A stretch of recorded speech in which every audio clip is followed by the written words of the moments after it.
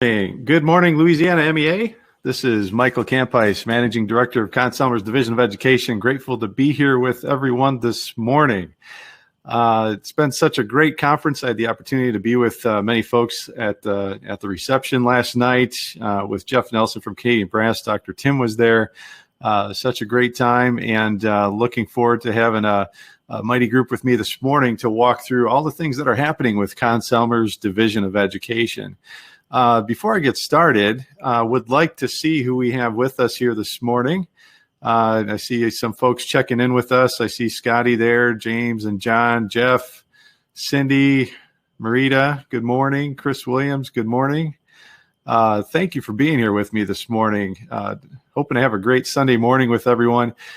What I'm going to walk through is the journey that Conn Selmer, our Division of Education, has been on, not only for the last about 7 years, but also the last 7 months. We've made a lot of changes, obviously due to the dynamics of what we're all going through at the moment, but want to make sure that we're giving music education the resources that you all need to thrive during these times.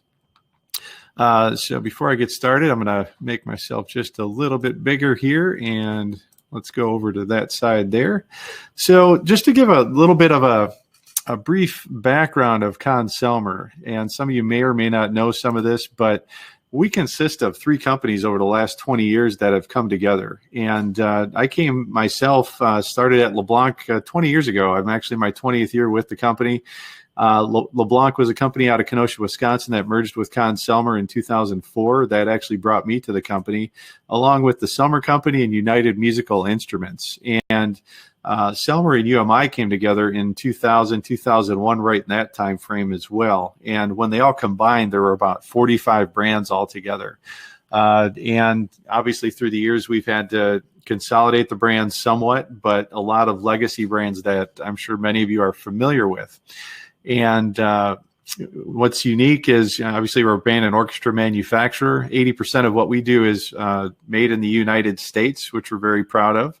And we're also a sister company of Steinway & Sons, which many folks don't know. That started in 1995. The Selmer Company and Steinway & Sons merged together.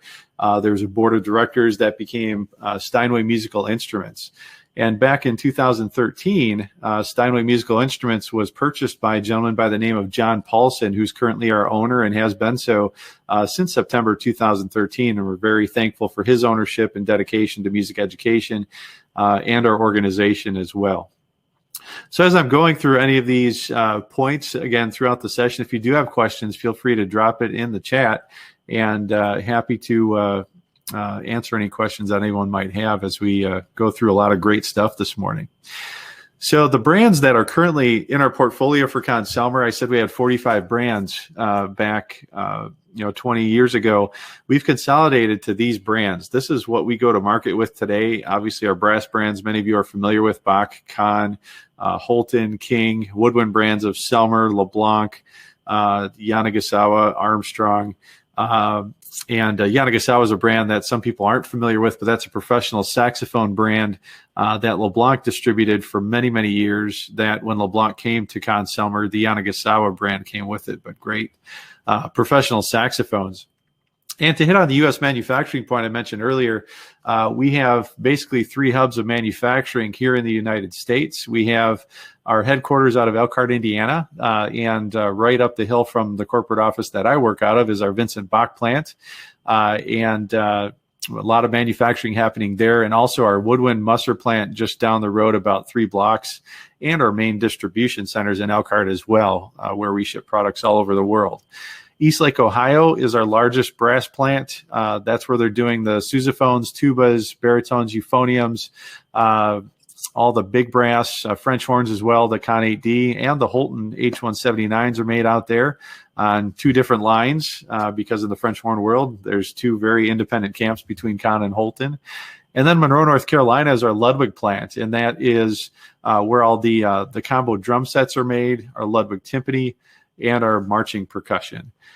So very proud of our U.S. manufacturing, and The picture there you see is a gentleman by the name of Mr. Michael Jackson, who works on our bell fabrication line at the Bach plant, who's been with our company about 18 years and has been spinning bells for us and hammering out bells for us for many, many years. So very, very proud of those folks in the plant. And unfortunately, I haven't been able to see them since March, April, because due to COVID, we're restricted from going into plants and whatnot. But I love seeing the manufacturing that our friends in the plants do to support the efforts of what we do and for music educators on a day-to-day basis. So that's just a little bit of our company overall. I want to now move into our Conn Selmer Institute team. And some of you have met Elisa Jansen-Jones, Rania Okare, also Rick Ganelli and Walt Straighten, who have been helping behind the scenes. They're part of our Conn Selmer Institute team. And what I want to hit on is the two different facets that our Conn Selmer Institute and our Division of Education do to support music education. Back when, and I remember this day quite vividly, it was March 15th, we were all finding out about COVID-19 and what was happening. We had a decision to make with our Conn Selmer Institute this year, and it was, do we do it? Do we not do it? And or do we take it virtual? And with the leadership of our CEO, Steve Zaff, and our Vice President of Education, Dr. Tim, who many of you know, we decided within a week's notice to take it virtual. And that's actually when we first met Elisa Jansen-Jones. When we knew we were going virtual, a few weeks later, we engaged her support to help us pull off this year's event. And that was the beginning of a transformation of the Conn Selmer Institute team. We went into June and not knowing how many attendees we would have, we typically in the past since 1997, when our Conn Selmer Institute began, we would have 300 to 400 people come to our annual in-person event in Mishawaka, Indiana. We ended up with 2,200 people that attended our two-day event, June 8th and 9th this past year. And it covered all 50 states, all provinces in Canada, and 14 countries outside the United States. So it was well beyond my wildest dreams of the success that it had. And educators gave us a ton of feedback as to what we can do to help during these times. So with the support of Dr. Tim and Elisa and Dr. Nola Jones on the Conn Selmer Institute team, we pivoted in a pretty big way to get into the online learning space and provide a lot of great tools and resources that I'll go with you through with you today. And in addition, you see our CSI team consists of, as I mentioned earlier, Rania and Elisa's team, Aaron Cole, working for Dr. Nola Jones on the curriculum side. Nola is a rock star as she came from Metro Nashville Public Schools. From an advocacy standpoint, many of you may know her name, familiar in that world as well, but just a tremendous team that has assembled here.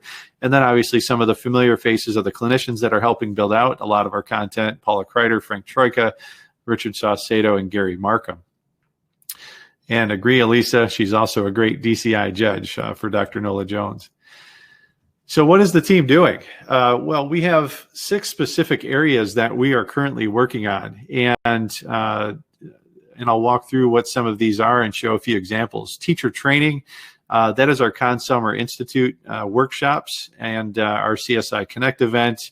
It's also consisting of self-paced learning. We're building out a learning management system where you can pick a course and there's elements connected to that course. You'll be seeing that come forth in the next 60 days, and there'll be a lot of great online resources there. Teaching resources consists of digital content where we're putting things out that you can pragmatically use for the situation that you're in as well. Program development, we're assisting student leadership with the support of Dr. Tim, Frank Troika, and Matthew Arau. In addition, we're looking at booster programs, what we can do to support that as well. Online communities, we're really focused on music administrators and HBCU community in that area, as well as about 5 other communities that we'll be getting into over the next 6 months. Looking at online festivals, hosting a Bach Trumpet Festival amongst other festivals in 2021. So keep those on your radar. Some very exciting ways to get some competitive pieces for students to jump into and be a part of. Event management, production, and hosting. You're seeing an example of that through Louisiana MEA with Elisa's leadership there. We're hosting Florida Music Educators Association, NAFME Northwest Conference, amongst many others going into 2021 with the expertise that our team has to help support many of these MEA shows that have had to pivot in 2021. So one of the first products that we went to market with was due to a relationship with Canadian Brass. And, what's neat is Canadian Brass, Chuck Dellenbach's a good friend of mine, and they came up with a great flex package for 2 instruments or 3 instruments where you can basically combine with whichever your situation you're in. You can actually pair up students. So if you're looking at a violin player and a tuba player, and I'm not sure what to do with these 2 students, you can buy the Duo Flex Pack, and there's plenty of music that is available for them. The 2-pack has 20 songs. The 3-pack, the trio, where you can combine 3 different instruments together on the same piece, has 11 total songs. And these are available at the site that you see there. We also have an offer that's been put out for your reference too, but very thankful that they came out with us and allowed us to share this with music education all over the country. And I can tell you too, I have a 6th grade daughter. We got the Duo Pack, and she's able to effectively play about half of the pieces in there, and some are a little more advanced that I hope she'll get into at some point. But regardless of middle school or high school or college students, quite honestly, the content really stretches amongst all difficulty levels, and are just wonderful arrangements that they've put together. But these flex packs are a great thing. Next, we have a great project that the team has worked on for the last 3 months, and we launched this back in late October, early November. Instrumental Inspirations. And this came from feedback from hundreds of educators that were just needing something during this hybrid teaching or virtual teaching or quasi in-person teaching, things to give them tools and resources to be able to use with their students. And I'm extremely proud of what the team put together here, and we're making this very accessible to you, which I'll talk about in a minute. But Richard Saucedo created 4+ theme and variations based on Greensleeves for band, for orchestra, for aleatoric. There's a hip hop variation that's been created as well. So a lot of creative themes have come out of this. And what you get with Instrumental Inspirations is not only the access to the score and all the parts, but there's actually components to the curriculum that have been put together by the team. You'll see rehearsal tips and discussion materials by Frank Troika. You'll see Aaron Cole Steele also doing rehearsal tips. Sue Hahn in the orchestral side, David Eccles. You'll see Paula Kreider give a unit on conducting for high school students to be able to do some conducting teaching there. Social emotional learning with Scott Edgar, and so much more to this. The neat thing, and the offer will be put out there for you, you can actually get this for $1 right now. This is honestly a $350 package that has been put together that, based on the support of Steve Zaff, our CEO, and Conn Selmer, we want to give this to everybody for $1. All you have to do is there's an easy subscription you go into. You pay $1 for the first 60 days, and then there's a simple, small monthly subscription. You get access to this indefinitely. And it's just a great opportunity for you to have a unit of study to help you through the times that we're in right now and give you some flexibility for your program. So I encourage you to check it out and give us your feedback as well. We want to share best practices of people using this. We have thousands of people that have downloaded this at this point. And again, for the $1 that you put into it, you're going to get so much more out of it. But thanks to the team for what they did to put this together in short order during these times that we're in. Student leadership. Many of you were with us last night talking with Dr. Tim, and obviously Dr. Tim was with everybody yesterday morning.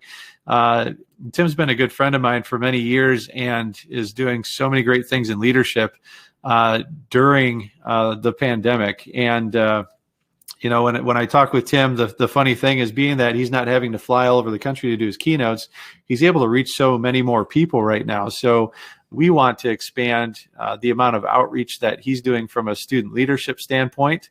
And between him, Dr. Matthew Rao, and Frank Troika, they're coming up with a cadence of workshops and resources that'll be coming out in Q1, the first quarter of next year, January, February, March timeframe. So be on the lookout for that. But I'm super excited what these three bring to the table, and putting them together to think about how we can help students and teachers during the time that we're in is simply incredible. So this is more of just an awareness to let you know that this is happening, and more things to come. We had our first event on Halloween where we had hundreds of students and educators with us to celebrate that day before everyone went trick-or-treating. So a great kickoff to those efforts. And next, very excited about this, based on the feedback from all music educators as well, is recruitment and retention, and how do I keep my students engaged, and how do I keep them in so I have a full program next year? I think that's on the top of mind of many educators right now. So December 14th and 15th, the team and Nola and Elisa and Tim have put together this great panel of educators that are doing wonderful things right now to share best practices on what are we doing to recruit students. We actually have a dealer, Fred Schiff from All County Music, that'll be joining us with Chip Lehman, our district manager that works with him, to share the recruitment drives that they did virtually this year to actually get more beginners in band, that they did using a virtual testing, a virtual petting zoo of sorts, and they were able to engage many beginner students and keep their programs thriving down in the Broward County area there in Florida. And a lot of retention discussion will be had on vertical alignment between middle school and high school, and how do we keep these kids going through the times that we're in? What are the tools and resources that they're using? We're super excited about this, and we're keeping it very accessible. It's only $25 to attend those 2 days. The link there is for your reference, and the early bird registration does end December 1st. So jump in and take advantage of this opportunity to get with so many folks. And there's going to be a workshop session at the end as well, where there'll be open discussion. So everything that you learn through the 2 days, there's a half-hour session at the end that you'll be able to talk to folks and figure out, how do I put the pieces together to help me do what I'm doing right now. So very excited about that. And thanks to Dr. Nilla Jones, Elise, and the team for putting that together. So that's the Conn Selmer Institute team. And I'll pause for a moment because they've been doing such great work with everything that they've been doing from a program standpoint that I hope you can have a chance to peruse the website, see what's happening, and take advantage of those resources. I'm going to move now to our educational support team. Many of you know Rick Ganelli, who's been a part of Louisiana LMEA, and he's our Southwest educational support manager. He's been helping out during this event. Walt Strayton, who manages our Northeast. At one time, he was actually calling on the Southeast as well. We have Dr. David Fulmer covering the West region, Randy Greenwell covering our Central region, Dr. O'Neill Sanford, who's an educational support consultant for us, focused on HBCU programs and actually based out of Baton Rouge, Louisiana. And then Sean Vega, who joined us about 60 days ago. He is our manager of institutional sales. Very excited to have him part of the team. We are actually augmenting what we're doing from a support standpoint by having a hub that is based out of our central office in Elkhart, but he and Todd Neuenschwander and Kevin Buck, anything that comes into our education@ConnSelmer.com, they're going to answer really quickly and effectively to get you to the right people and get you the answers that you need to support your program. So that education@ConnSelmer.com is your lifeline to our Division of Education, as well as that 877-534-4299. That'll get you into Sean's team. I appreciate the fact that Elisa just put out into the chat that all our team members are music educators. We have hundreds of years of experience through our educational support team. Retired music administrators, former higher ed directors, just a rock star team of folks that have been in music education and are here willing to help. So our educational support team helps connect the dots with our CSI resources and also helps just from an overall planning. Whether you're looking at managing your school district or your individual program or your university, these folks have a ton of experience to be able to help with the navigation of dealing with administrators, putting budgets together, providing professional development resources. These are the folks that connect the dots for you. And I'll touch on a few other things that we're doing. And one of the things that the team has been working on is a marching arts team. We have this initiative, and this is more of an FYI that this is coming, as our team is partnered with the Blue Devils Drum and Bugle Corps out of Concord, California. Very pleased for that relationship. They're putting together educational programs, working on product development, and building a community for the marching arts. And, obviously right now the marching arts is in a place where, there's social distance marching, competitions are few and far between, but our hope is that we can develop a lot of great innovative things. So when marching arts is back up fully 100%, we're ready to serve and support with a lot of great tools and resources. So this is more of just letting you know that we've partnered with a lot of great folks to put a lot of energy and planning during this time into the marching arts. In addition, our educational support team, we have this inventory system that I developed about 7 years ago, and some of you may know about this already and are potentially actively using it, but we have over 13,000 schools and universities using our free online inventory system. And this system is not something you can just go online to a website, sign up yourself for it. You have to go to that education@connselmer.com, request access to it, and we actually set up the inventory system for you. And what's unique about our inventory system, not only that it's free, but it gives you an opportunity to track all of your instrument inventory. And as this graph up here shows you, it'll actually track how much have I spent on my instruments, how much is it worth now, and what's the average age of my inventory. And that's based on feedback we've received from superintendents and procurement folks all over the country to see how can we get that data accessible by music educators quite easily. And the other thing we provide you with our inventory system is a rubric that has all the detail behind each of these areas. So I can look at a flute or a trumpet as a music educator. You don't have to be a repair technician to understand it, but you can understand that if a flute's missing a pad, it's going to be in poor condition, and mark it as such, and then make sure that it goes to your local school music dealer to be fixed. In addition, your local school music dealers, they'll come back to you and say, I can't rub this dent out of the tuba any longer. I'm going to rip a hole right through it. So you have to replace it. So then you have the unrepairable status. And that's when the dealers tell you those things. It's kind of like the school bus driver telling you that, the school bus can't go any further. And you have the mechanic tell you that instead of the school bus driver. That's always the analogy I like to use with that. So we have details behind this. If you're interested in the rubric or the inventory system, let us know. And we can get that information to you quickly. And just to share with you this information, this is something that not many people know exists. And this is something NAM and the Music Achievement Council came out with about, I want to say 10 years ago now. But it's a depreciation schedule of musical instruments. And it shows basically after a certain amount of usage, it has the depreciation percentages to the right. If it's on a 15-year lifespan or a 10-year, that certain percentage will be taken off of what you paid for it.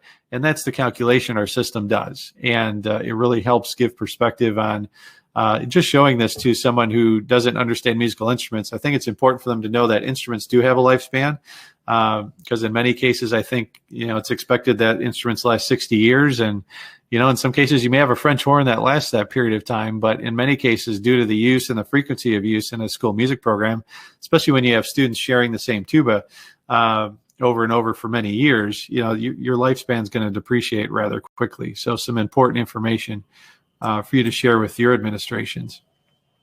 So with that, we do also have tools and resources that hit on the financing of musical instruments. And not many folks know that financing is available for musical instruments. And what this does is it allows, say you're trying to get $50,000 of instruments, but you have a $15,000 budget. What you can do in that case is take that $15,000 per year and put it towards a financing purchase and spread that out over a 5-year period. It'll pay off the interest. You'll get all your instruments up front, and when the last year term is paid, those instruments are yours to keep, yours to own. So it's not a lease to purchase, it's a financing deal. And we have a quoting tool on our website today that you can get to, and it actually has a slider that you can move it up and down depending how much you're looking to finance. But it's a very painless process. Some districts are okay with it. Some districts are not, depending on the capital outlay programming that they like to have. But this is more to let you know that we do have financing capabilities to help assist your program. So with financial assistance, I talked about shared instruments earlier in the inventory piece, where I talked about the sharing of tubas with students. Well, when COVID hit, one of the things that I got calls from many educators across the country was, I have 3 or 4 students on a tuba. I don't know how to get more tubas for my kids at this point because of my budget. And I talked with our CEO, Steve Zaff, about this in April, May. And what we decided to do was create a stimulus program for schools all over the country that would give the opportunity for us. And he actually awarded my team $1 million to be able to distribute to supplement budgets of educators all over the country. And you can see it's targeted at French horns, baritones, euphoniums, concert tubas, and so forth. And we extended it through the end of the year. Just to share a couple examples of what this has done for programs. I had one program I worked with personally that had about a $60,000 budget. In order for them to keep students playing through the school year, they actually needed about $85,000 to $90,000 worth of instruments. We were able to bridge that gap between the program budget and what they needed, and get them the instruments they needed for the fall through the stimulus program. We've actually awarded about $900,000 of our stimulus funding thus far. And what's important to note is this is to supplement your program, not to replace budgets. So it's not something where you can apply for $20,000 and we just give $20,000 of instruments. But if you have $5,000 and need $8,000 of instruments, we can help bridge that gap and get you there. So we've supported hundreds of programs through the stimulus program. If you're interested in inquiring about it, just go to our education@connselmer.com and we will help you out. We will reach out to you. We'll customize a quote that will support you, and work with your local school music dealer on the stimulus program. So a great opportunity for you to take advantage of that. And I see, John, you applied but never heard back. What I'm going to do, John, is personally put my email address and would ask for you to just reach out to me directly, and I will get back to you later this afternoon and make sure that we get you taken care of, my friend. So thanks for letting us know that you never heard back. We'll make sure you get squared away, and we do what we can to help support. So again, the stimulus program, do take advantage of it. And we've had thousands of inquiries on it. So we hope that we can help support your program as well during this time. And so that being said, we have a lot of great tools and resources that the team has created, some things that are in progress, many things that are on our deck to do in 2021. And our hope is that we can help support as many folks through this pandemic period till we're out of it. We want to hear your feedback on things that we can do to help support. But most importantly, thank you for all the work that you're doing, because, without you guys being on the front lines navigating this, we wouldn't be able to exist as we are right now. So as I continue to discuss a few other points that I have in closing here, if you do have questions, please feel free to put those in the chat, and I'm happy to take those as we wrap up our time together. But from my vantage point, I get to work with thousands of programs all across the country, and the thing I'm most excited about is the resiliency of music education and what people are doing. I see some people that are having a tough time figuring out what to do with their programs, and those folks, we need to help pull them through and get them the resources that are needed, because I also see many educators being creative, utilizing tools and resources to be relevant to their students, to be mentors, to lead their students, to be there for them, and help have healthy discussions in regards to music education. And, one of the things that I also see is I think students can also come out of this time learning music theory and learning things that maybe not as much time was spent on that prior to this. And you have some great, wonderful, strong musicians that come out of this period of time. And I am extremely hopeful that we will see we'll see the in-person teaching come back to life towards the later part of next year. as we see things improve. But do know that we are here to support you in any way possible. So please reach out. Our contact information is there, education@connselmer.com. That's your hotline to us. And I put my email address out there too. So if I can personally assist anyone in any way, I'll make sure that we respond and we get back to you immediately. So to all of you in Louisiana, I miss seeing you all. I miss my annual trips to Baton Rouge and New Orleans. I miss the red beans and rice and the great food down there. And most importantly, seeing you all face to face. So continue doing what you're doing, keep persevering, and know that we're here to help you. So on behalf of Conn Selmer and my team, thank you for being here. Thanks for the opportunity to collaborate on Louisiana MEA 2020. And I wish you all happy holidays. Thanks so much.